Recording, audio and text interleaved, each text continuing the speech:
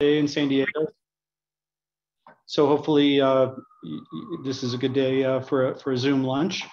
My name is Todd Neal. I am a partner with the Procopio law firm. I handle business litigation matters and defense of government actions such as SEC enforcement actions. I've been practicing for 29 years. I've had about 40 jury trials, and I'm joined today by my colleague, David Gouzoules. David is a young lawyer with our firm. He's been practicing for about 8.5 years. He joined our firm recently. He previously was with Alston & Bird in Atlanta, New York, and Los Angeles. David also has trial experience in commercial disputes. So our title today is Superhero or Villain: How to Prevent Executives from Saying the Wrong Thing When Testifying. We thought of our title in response to a lot of bad testimony that we've seen in recent high-profile litigation involving people such as Elizabeth Holmes, Elon Musk, Johnny Depp, and Amber Heard. We've seen lots of bad testimony that's been hurting cases. And we thought it would be just kind of a fun presentation to talk about things that you can do to prepare executives to testify as effectively as possible. Now, admittedly, there's no way to absolutely prevent a witness from saying the wrong thing when they testify. Sometimes, regardless of the quality of the presentation or the preparation that's been done, a witness still will make a serious mistake when testifying. But what we'd like to talk about today are just the things that you can do to lessen the chances of that happening. We've added some video clips, cartoon or two, just to try to add some levity to it. The videos, as is often the case, seem to, each one has a different volume level, so you might need to make an adjustment on your volume when a video clip starts to play.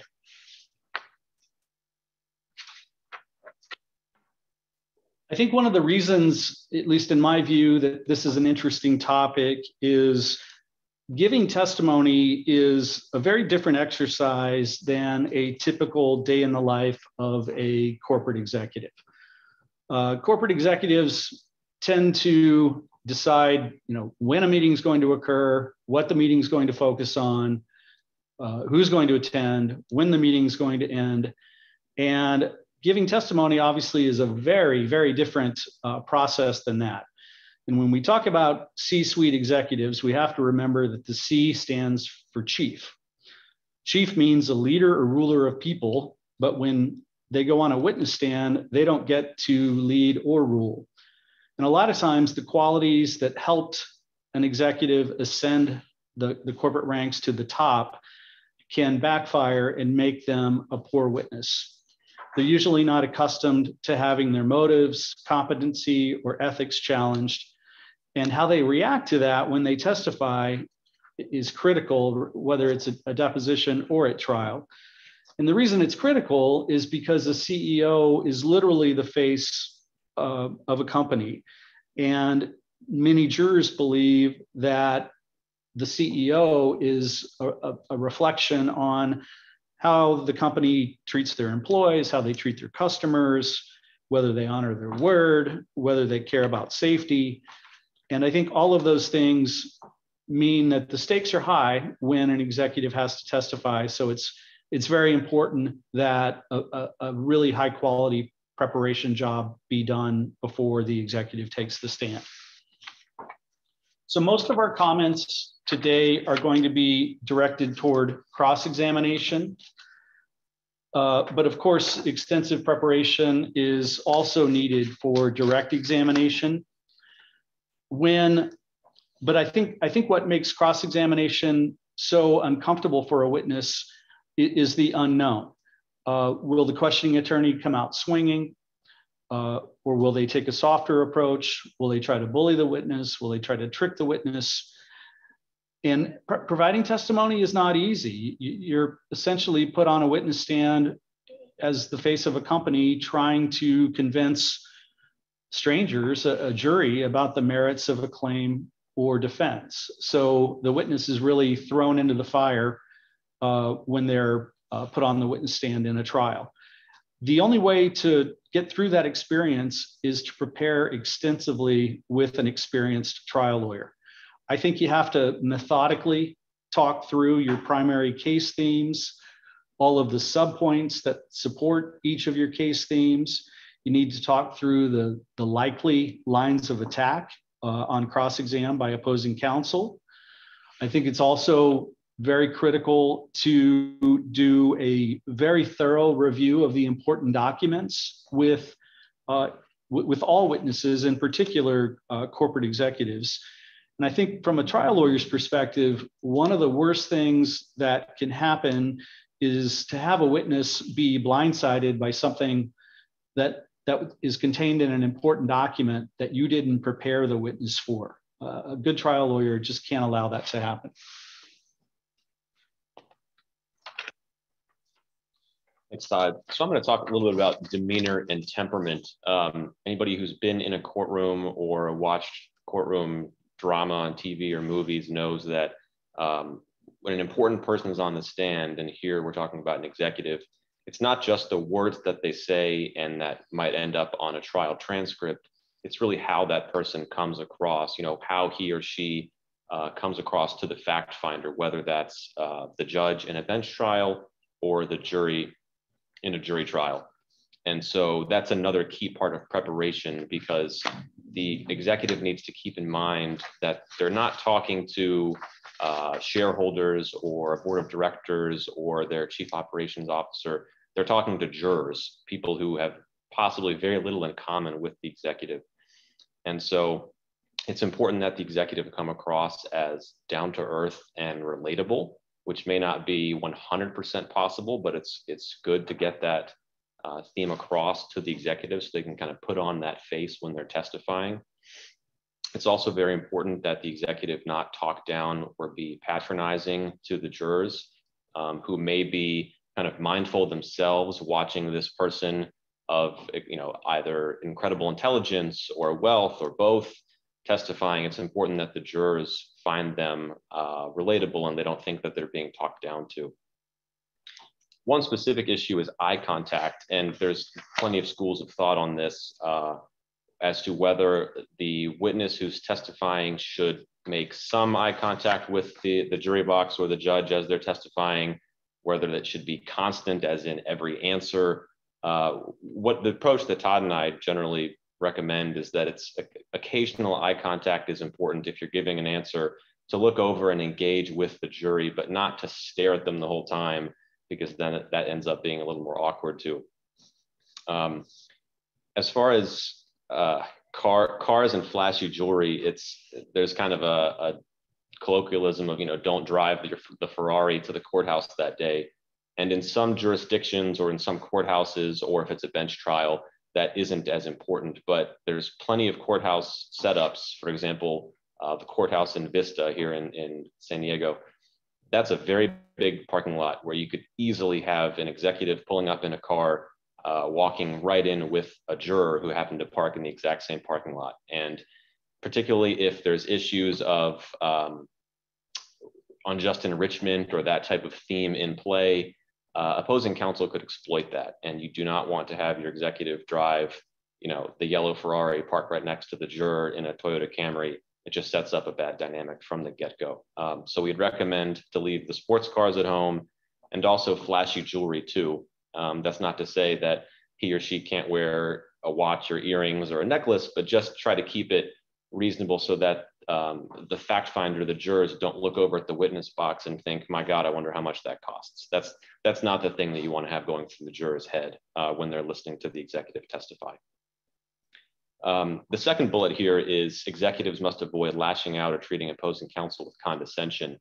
And it's important, litigation takes a long time. You might have several years of backdrop of nasty discovery disputes, or maybe a testy deposition between the executive and opposing counsel, but the jurors aren't going to know any of that. And so, the executive might think that cross-examining opposing counsel is the worst person in the world, but it's important that there's still a treatment with respect, and we have to pretend that that backdrop isn't there, because the jurors aren't going to know that.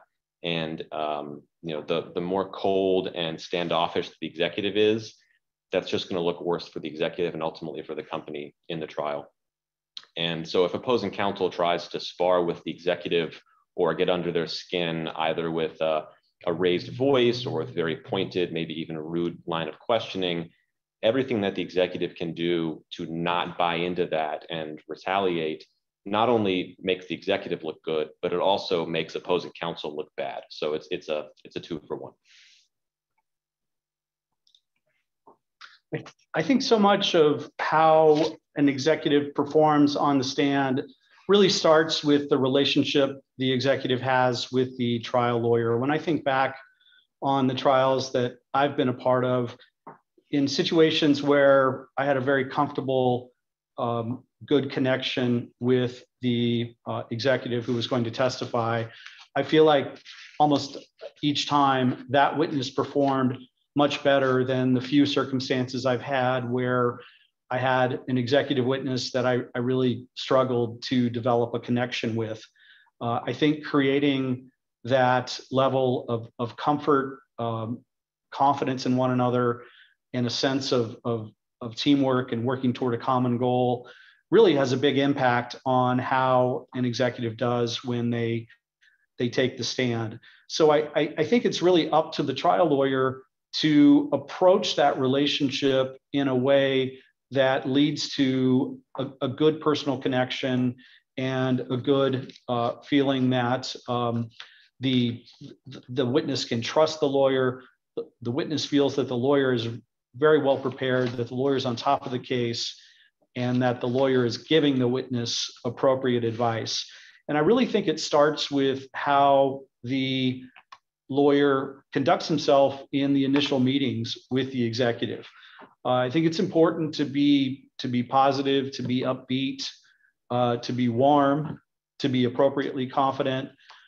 We all know there are lawyers out there who are not the warmest in terms of personal interaction. And I think that's difficult to have a situation like that when you have a very long relationship going through a lengthy pretrial phase leading up to trial, and there really hasn't been the development of a good personal connection between the trial lawyer and the executive or executives who will be testifying. And I think the energy and the overall kind of aura that the lawyer brings to the relationship is so important. I think it's important for the lawyer to be authentic, to be sincere, to be very prepared, and without flouting it in a deliberate way. Just make sure that the client feels comfortable that the lawyer is on top of the facts, on top of the key legal issues in the case, aware of what the pitfalls in the case might be, and has a clear path to victory that the lawyer is able to communicate effectively to the client and all of the witnesses associated with the client. I think having that connection, and I think it's important to try to connect on something that's unrelated to the case, whether it's baseball or kids or where a person's from, just to establish some personal rapport has a huge impact on the trust factor and the willingness to have an open dialogue. And that open dialogue is really critical, because only through an open dialogue can the trial attorney develop a clear understanding of the client's perspective and the client's goals in the case. I think it's always important when you're dealing with business people as clients that you make sure they're aware that you're very focused on the right business solution for this particular case. To not give that sufficient attention and to get carried away with legal issues and different nuances in terms of how arguments can be made. I don't think that is the right approach to developing that strong bond with the executive as a witness. I think the executive wants to know that you understand their business, you understand how it operates, you understand how they make money, you understand what their goals are for the future, and your case strategy is modeled in part to help them continue to achieve their business goals. Another reason the open dialogue is really important is there will be things that are not clear from the documentary record. And there's a wide range in working with a client in terms of how much of that non-documented information the lawyer obtains. The better the relationship, the more open the dialogue, the more of that information the lawyer will get. And I think, when you look at the key documents in a case, a lot of times, getting some of the anecdotes that go with, when a particular provision was negotiated, which party was pushing for what aspect of it to be documented and in what form. It really adds a lot of context to the lawyer's understanding of the case, the dispute, and it often allows the lawyer to ask much better questions, not only on direct, but also when the adverse witnesses are questioned on cross-examination. I think it's important for the trial lawyer to explain to the executive witness the context of their testimony and how it fits into the case. Go over the claims that are at issue, the legal framework under which those claims are being decided. I don't think it needs to be a lesson in civil procedure, but it's important to communicate to the client what there's basically 4 stages to litigation. And it's important for the client to know what's going to happen in each stage and how it is that their testimony fits into the case. I think to get a fully engaged witness, you have a much better chance of having that happen when you've made it clear to the executive why their role in the case is important, why the testimony that you need to get from them is important, how it's going to affect the ultimate outcome, and why they hopefully will agree that they need to pay close attention to what's going on in the case. I personally like the idea of having a series of meetings with an executive witness as opposed to a single marathon session. I think it's good to start with a meeting where you do more listening than talking as the trial lawyer, and you ask open-ended questions. You allow the executive to talk freely and get things off their chest they need to get off their chest, to tell you, what they think is unfair about the fact that they even have to deal with the case, what their ultimate hope is for how this is going to be resolved. I think it's very important for the witness to feel like the lawyer is really listening and developing strategy based on the client's wishes. I also think when you start with some initial meetings where you're allowing the witness to do most or a big percentage of the talking, it makes it more natural when you get to the later meetings when you're doing actual witness prep, when you want to tell the witness your instructions on providing really disciplined answers to questions, where you want to drill down on the general approach to testifying, which is really concentrate on what the question is asking. Consider your answer before you start talking. Generally, you want to answer the question in the shortest, truthful way possible.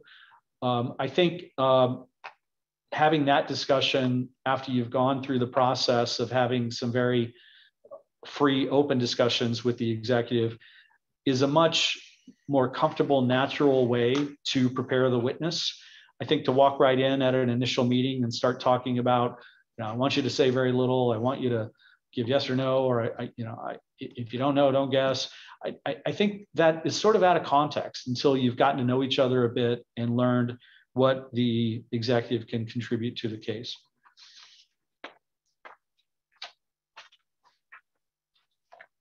I think to get an executive witness to perform well on the stand, you really need to approach the process of preparing the witness as an exercise in instilling confidence in that witness.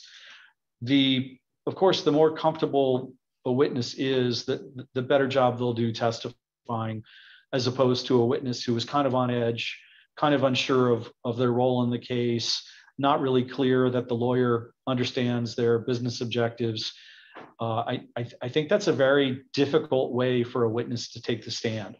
And I think the general approach really needs to be done through a process of letting the witness be heard, demonstrating your competency, demonstrating your humanity, your willingness to listen and hear out what they want to tell you before you start giving them specific instructions in terms of how their testimony needs to go. And in order to do that, I think a lawyer needs to be very well prepared even before that initial meeting with executives. You need to show that you're on top of the key facts, that you're aware of the determinative legal issues in the case, what the case law says, any statutory law that's relevant to the outcome of the case. I think it's also very comforting for your witness when you can educate them on the key players in the situation. The judge's background, judge's tendencies, judge's reputation. Same thing with the opposing counsel, what you know about their practice, what you've learned from your partners or other lawyers, what you know about their trial skills, their willingness to go to trial.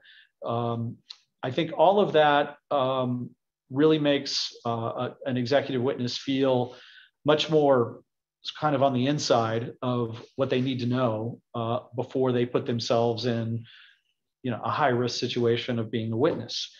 And again, I like the idea of scheduling shorter meetings to start instead of a marathon session. The marathon sessions the day before a deposition are always bad. Attention fades after a couple of hours. It's just too much to take in for a witness the day before a deposition. You end up with a stressed out, tired witness when they show up for their deposition. And I'm a big believer in starting the preparation weeks in advance of any testimony. I think it's also important to explain to your client why they need to avoid keeping secrets from you. There's a reason the attorney-client privilege exists. And if you're not told things that you need to know as the trial lawyer and you get blindsided, it can be absolutely devastating to your client's case. And I think it's important to make sure that your client fully understands that. I've had lots of cases with sophisticated clients where they still seem to think there are things they should hold back from their lawyer. And it's never a good idea. Strategy can be adjusted based on information that's shared. But if information is not shared and you learn of it on the fly in trial or in a deposition, there's very little that you can do to respond to it and deal with it in an effective way so that it doesn't harm your case. All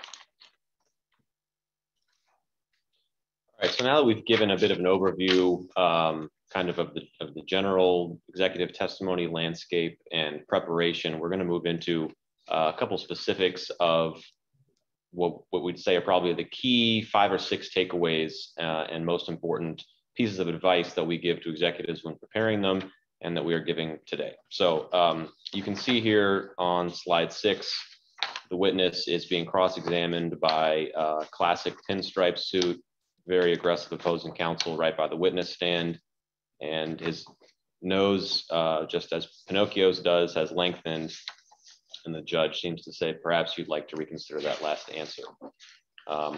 Tell the truth is the most important rule of testimony that goes for whether the witness is testifying in a deposition or at trial. As Todd said earlier, the executive really is the face of the company. There's going to be plenty of witnesses probably, but this is the chief executive officer or some other very high up executive. And if that person can be shown to have testified falsely, then the case really will fall apart. And bullet point 2 here, give the shortest truthful answer possible, then stop talking. That is, there's a bit of a distinction between deposition prep and answers and trial prep and answers. So for a deposition, as many of you know, the shortest, most truthful answer possible and then stop is a great piece of advice, because you're not going to be scoring points at a deposition as the witness. You are just hoping to minimize the damage done to the case, and you do not want the witness to offer up anything that they don't have to. At trial, though, when there's a jury or the judge who's weighing the evidence and testimony that comes in and making the decision as to the case, you don't want the witness to look like they're just giving a one-word answer every time and then stopping. It looks a little too cheeky, and it looks like the witness either doesn't know anything, which isn't good, or is being deliberately evasive. And neither of those are good. So just note for number 2 there's a bit of a distinction between deposition testimony and trial. At trial, the witness should be a little more engaged, a little more open with testimony, but obviously not 5-minute narrative answers either. The next bullet, life is not a box of chocolates. We're not talking about Forrest Gump here. We're going to give a little metaphor.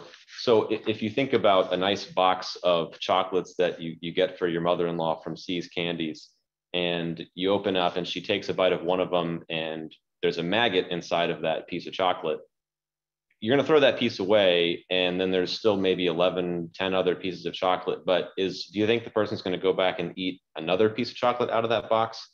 Probably not. And so we're going to apply that same principle, and fact finders do, to executive testimony. And so if the executive is shown to have testified falsely with respect to one issue, it's very likely that the jury is going to disregard or find false a lot of the other testimony that the executive gives as well.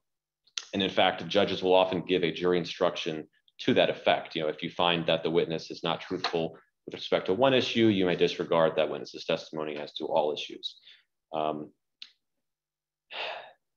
So falsus in uno, falsus in omnibus is the same principle. Lastly, never speculate or guess. This is key. And this brings in a point of trial that some of you may know, some of you may not. The witness usually is going to be sequestered and will not know what testimony has been given before, what testimony might come after them, what documents the jury has seen already, or what documents the jury might see after the witness's testimony. And so if an executive is speculating or guessing on the stand, that opens up the possibility for a contradiction with previous evidence, or something that a later witness could say. And that goes back to our earlier point about plausibility and truth. If the executive is on the stand and says, well, I'm sure Sarah in our finance department would know that, but Sarah might have been on the stand 2 days ago and said, well, actually, that's what our chief executive officer did. So that would just, that the case falls apart at that point. So it's important that the witness not speculate or guess as to anything, but still, as always, tell the truth.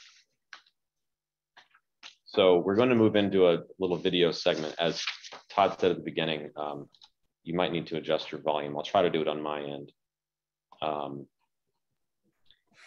So this, I'll play it first and give a little bit of color commentary. Congressman, cigarettes and nicotine clearly do not meet the classic definitions of addiction. There is no intoxication. We'll take that as a no. And again, time is short. If you could just, I think each of you believe nicotine is not addictive. We just would like to have this for the record. I don't believe that nicotine or our products are addictive. I believe nicotine is not addictive. I believe that nicotine is not addictive. I believe that nicotine is not addictive. And I too believe that nicotine is not addictive. So as you can see, this lineup of tobacco executives in a Senate hearing in the late 1990s all testified adamantly that nicotine is not addictive. And although this was a Senate hearing testimony, they're still testifying under oath. And there were several trials right around the same time period as well, in which tobacco executives also testified in these trials that cigarettes and nicotine were not addictive. Now, you could argue there's a distinction between the executives saying they believe it's not addictive versus them stating it as a fact. But just imagine that you were a juror as late as the late 1990s, knowing what was known then at the time about the addictive qualities of cigarettes and nicotine, and hearing that from the face of the company, the corporate executive. It just doesn't pass the smell test, and then all the credibility, all the testimony, can be disregarded and goes out the window for the witness. Our next slide, we can't really give in good faith a trial webinar without talking about Amber Heard and Johnny Depp right now. So these are obviously not corporate executives, but just like in a corporate executive testimony context, really this trial came down to Johnny Depp on the one hand as the face of his case and Amber Heard on the other as the face of her case. Ultimately, I believe Johnny Depp was awarded maybe 15 million or so of damages in his defamation suit. Amber Heard, according to the talking heads and all the pundits, was caught in some lies on the stand and just generally did not come across as believable or credible to the jury. And so I've got a bit of a clip here that I'm going to play, and hopefully you can hear this, but not have the volume be too loud. Quote, 7 million in total was donated to, I split it between the ACLU and the Children's Hospital of Los Angeles, end quote. Right? That's correct. I made that statement as soon as I got a divorce and we reached the settlement. That's when I pledged it, right then. And you say this because you, quote, wanted nothing, end quote. That is correct. But you hadn't donated your entire $7 million settlement to charity at that point, had you? That's incorrect. Sitting here today, Ms. Heard, you still haven't donated the $7 million divorce settlement to charity. Isn't that right? Incorrect. I pledged the entirety of the settlement, $7 million to charity, and I intend to fulfill those obligations. Ms. Heard, that's not my question. Please, what was try your to answer question? my question. Sitting here today, you have not donated the $7 million, donated, not pledged, donated the $7 million divorce settlement to charity.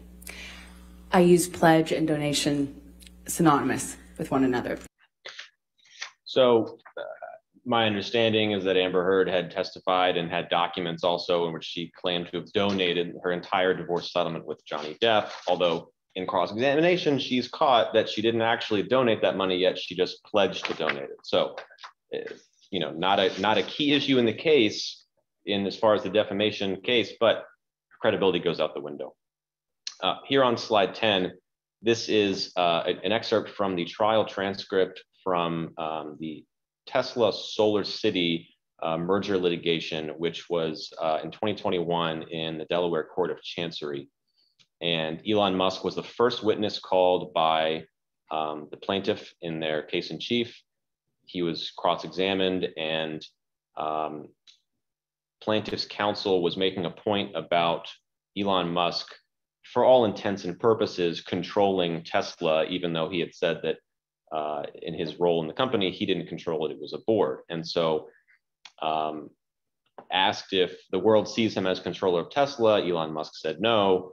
And then this next question is really where I think Elon Musk falters a little bit. He says, you don't believe that walking down the street, most anybody who knows Elon Musk and Tesla goes, yeah, Elon Musk controls Tesla. You're not aware of that. And he says, I don't think that's the case at all.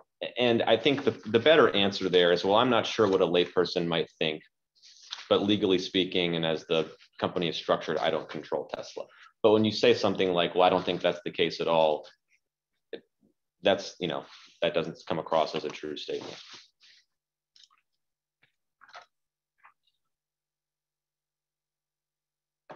So sticking with Elon Musk, we're going to move to a second point of trial preparation for executives, which is very, very important, which is to ignore theatrics by the questioner, and a skilled cross-examiner, as Todd hinted at earlier, might take a different tack with a different witness. Oftentimes, though, cross-examination is combative, either with the way the questions are asked or the literal words within the question, making an insinuation about the way the executive runs the company, something to that effect. And as we said earlier about demeanor and preparation, it is very important to not buy into that and get into mudslinging with opposing counsel, because that's all the jury is going to remember from the testimony. So the backdrop here is that Elon Musk was deposed earlier in this case and got into it with opposing counsel on the record. There was a lot of ugly back and forth about the Robbins Geller law firm and its predecessor firm, Milberg Weiss, and Elon Musk had done his homework and knew all of this about the firm. And he said really outrageous things about the opposing counsel. Well, that came up, of course, at trial. And Elon Musk at trial was testifying on the record that he did not respect opposing counsel, and then went so far as to say, I think you are a bad human being. It didn't end up hurting Elon Musk and Tesla's case that much, because that was a bench trial before the Delaware Court of Chancery. But just imagine that a jury is hearing that instead. I don't think that would go so well for their case. Thanks, David. Okay, we can't end the video clips without using the most famous movie example of a witness being baited by a questioning attorney. Let's see if you can handle this video clip. Lieutenant Kendrick ordered the code red, didn't he? Because that's what you told Lieutenant Kendrick to do. Object! And when it went bad, you cut these guys loose! Your Honor, you had markers inside a phony transfer. Your Honor, you doctored the logbook. Damn it, Captain! You coerced the doctor. Consider yourself in contempt. Colonel Jessup, did you order the code red? You don't have to answer that question. I'll answer the question. You want answers? I think I'm entitled to. You want answers? I want the truth! You can't handle the truth! Okay, one of the most famous trial movie scenes in history, I think. It goes on to talk about how Tom Cruise needs him on that wall. That was a great scene. So I want to touch a little bit on depositions.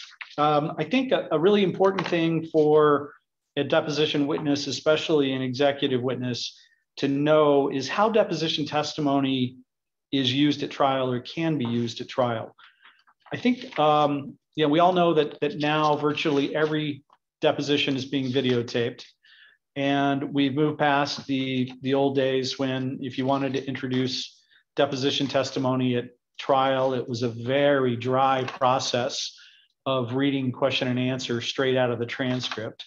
And now it's very slick, it's very compelling. It's click a button and you can go right to a video clip showing questions and answers from a deposition. Many people think that that only really is used for impeachment, but that's not true. When you're dealing with a party deponent, you can use prior testimony under oath virtually for any reason. It just has to be substantive. So it can be introduced in a case in chief. It could be introduced through cross-examination.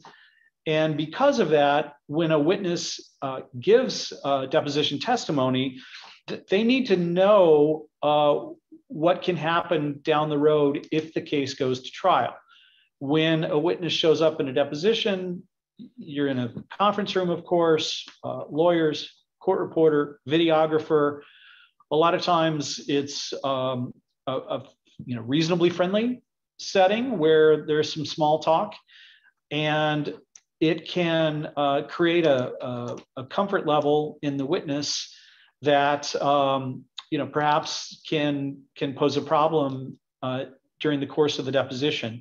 And what I always tell witnesses is that the deposition is being videotaped, but there's only one camera and the camera is only on you. And you can do a fabulous job for a full day of testimony, but if you lose your cool, even just briefly, and you give an answer or two that's a careless, angry, undisciplined answer, what will happen down the road is that's going to be thrown back in your face throughout the remainder of the case. And it can be a really bad look at trial if that video clip shows your witness acting in an angry way, a disrespectful way, hostile way. And it's a very unfair process in my view. You have a questioning attorney often with eye rolls and scoffs and different facial expressions communicating they don't believe what a witness is saying. But at the end of the day, none of that shows up on camera. And it's really only the witness that can be punished if they give into that and act in an aggressive way in the way that they testify. And I try to impress upon clients who are testifying in a deposition that you really have to look past the questioning attorney. You're not speaking to the questioning attorney. You're speaking, even though they're not there yet, to the judge and the jury. And the reaction of the questioning attorney is entirely irrelevant. It means nothing. And the exercise is just to listen to the words and really make sure that you understand the question. If you need to ask a question about the question, do it. If you need to qualify your answer, do it. If you need to say, I don't understand the question, can you rephrase that? Do it. But it's just very important for the witness to understand that the camera and the use of the videotape can end up being very significant at trial. I think another thing that's really important for a deposition witness to understand going into a deposition is just this concept of letting silence be your friend. What I think we've all seen at different times in depositions is you have a question asked and an answer is given, witness stops talking, the questioning attorney stares at the witness, there's a period of silence in the room, witness gets uncomfortable, witness starts talking again. And that generally leads to problems. It's very important for a witness to be comfortable with the idea that this is not a normal conversation. This isn't intended to flow back and forth. This is question and answer, one at a time. And when they've given their answer, conclude the answer, stop talking, and be very comfortable with however long the pause is, waiting for that next question to be asked, and then repeat the same exercise. Concentrate on the question, make sure you understand it, then answer it in the shortest, truthful way that you can. One thing I also like to tell witnesses is, even though they may not realize it going into the deposition, they actually control the pace of the deposition. It's not the questioning attorney that controls the pace. The witness has the right to consider their answer before they start talking. They have the right to answer it in the manner that they choose. They have the right to qualify the answer. They have the right to ask questions about the question. And the questioning attorney, I think a lot of times witnesses are worried it's going to be rapid fire questioning. It's going to be sort of berating. And that's what the lawyer is there for, representing the witness, is to jump in and prevent that from happening. But I just think conceptually, for the witness to go in being comfortable with the idea of silence and recognizing that they really can go at the pace that they're comfortable with, I think is very important.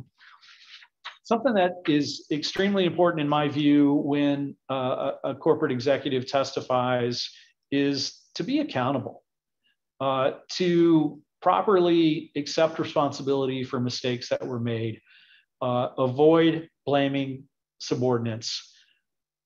Harry Truman, when he was president, had a plaque on his desk that said, "The buck stops here."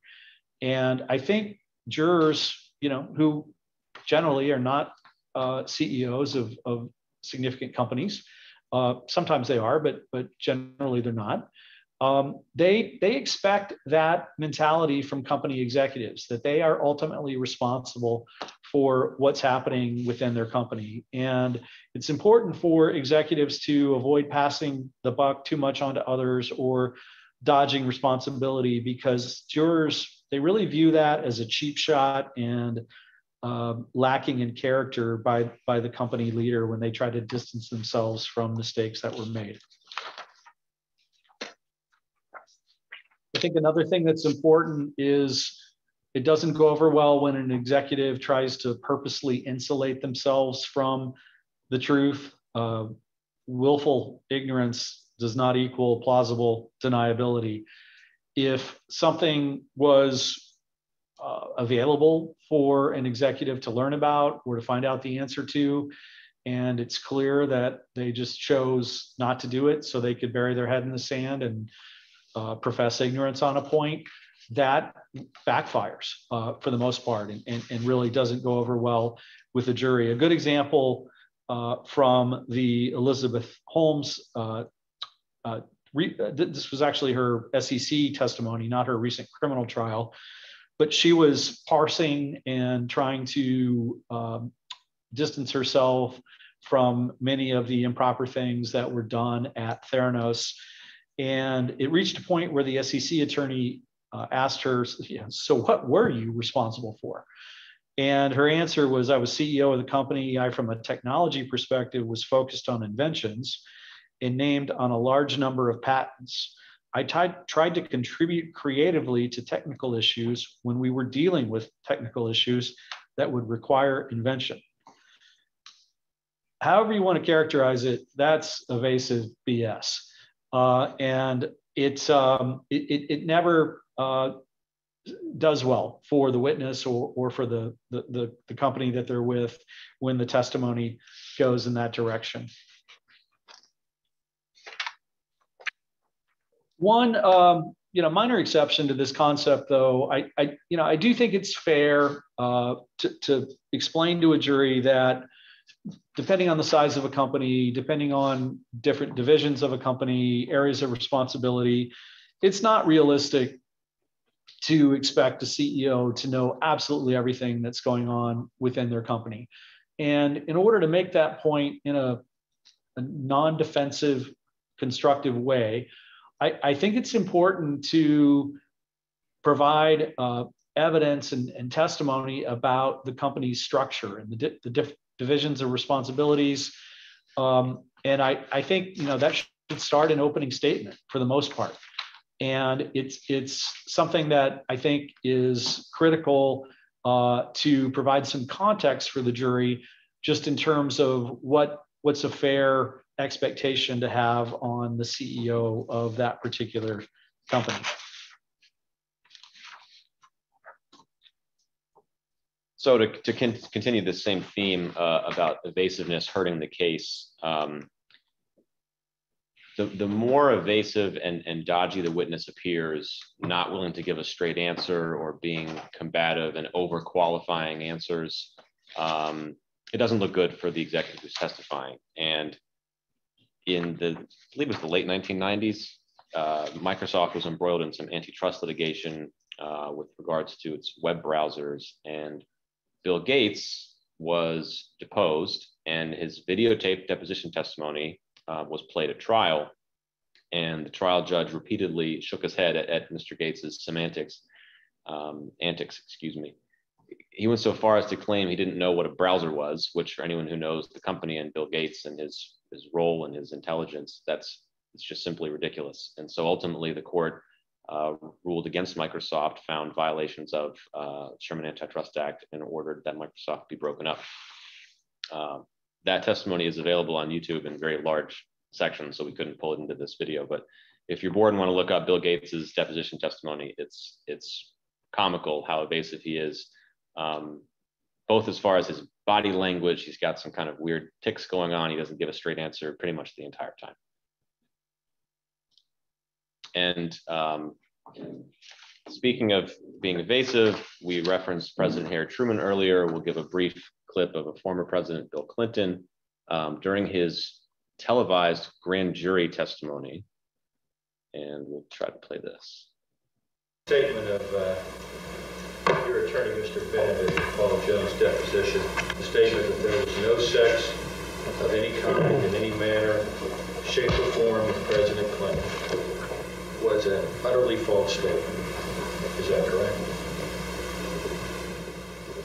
It depends upon what the meaning of the word is.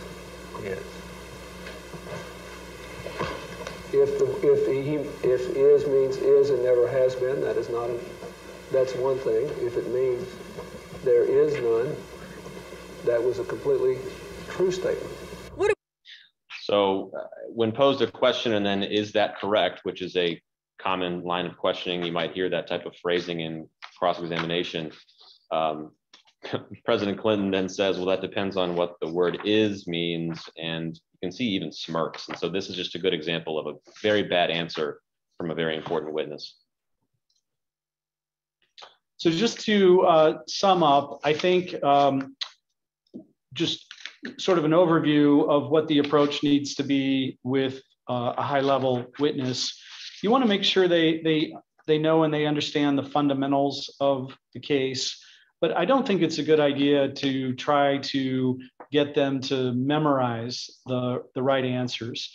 Answers that seem rehearsed are of course less authentic, less credible, and I think it just puts too much pressure on a witness if they feel that they need to phrase each answer absolutely perfectly based on the way they've prepared to testify.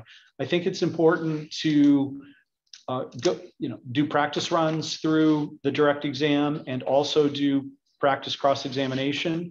But your goal really should be to have the witness go on the stand with 3 to 5 basic goals or case themes in mind when they testify, and then just to be free to concentrate and think through their answers and answer the questions in the best way that they can. I also think it's important to practice testimony, and if you've got a case that's going to trial, I think it should be in a courtroom or a mock courtroom, and they should get the feeling of being on a witness stand. We have a mock courtroom at Procopio that we use specifically for that purpose. I also think that for mock cross-examination, it should not be the trial lawyer doing it. I think it should be a colleague of the trial lawyer who is given a script and is prepared by the trial lawyer to do the cross-exam. But I think it really makes the relationship, it can be a little awkward after you've done a really aggressive cross-examination on the client that 5 minutes later, you'll be patting on the shoulder and telling him that the case looks great, or telling her that the case looks great, and that they are doing a great job with being ready to testify. So to conclude, preparation is key. You've got to tell the truth. Important to disregard theatrics from opposing counsel. They need to understand the importance of deposition testimony and how it can be used. Don't be evasive, give straightforward answers. Don't play games.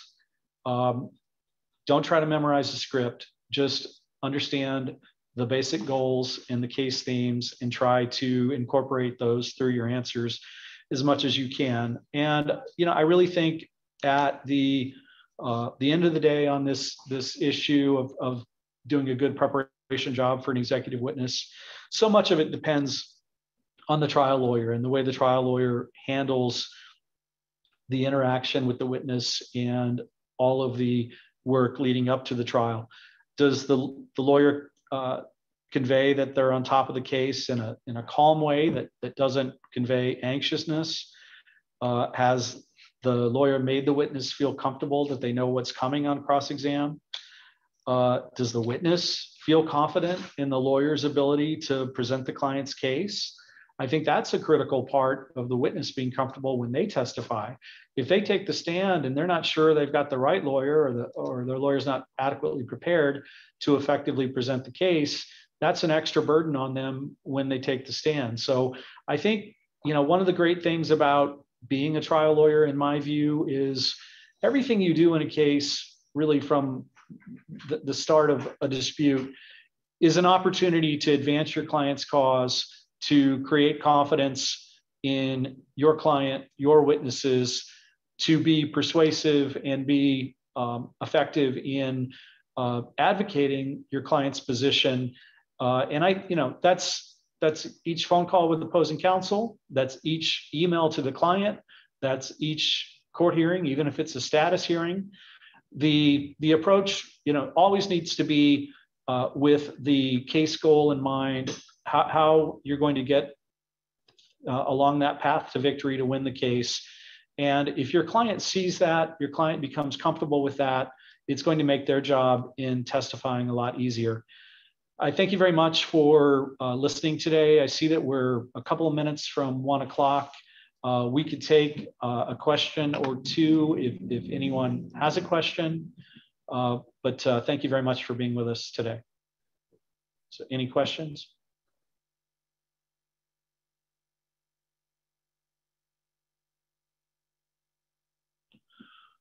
Okay. Silence is your friend. I think that silence is our friend, as we said. Okay, well, enjoy the rest of your day, and please feel free to contact us if we can ever help you on a litigation matter. Have a good day. You have a chat box. Oh, all right. Yeah, we're good. Okay. Okay. Thank you.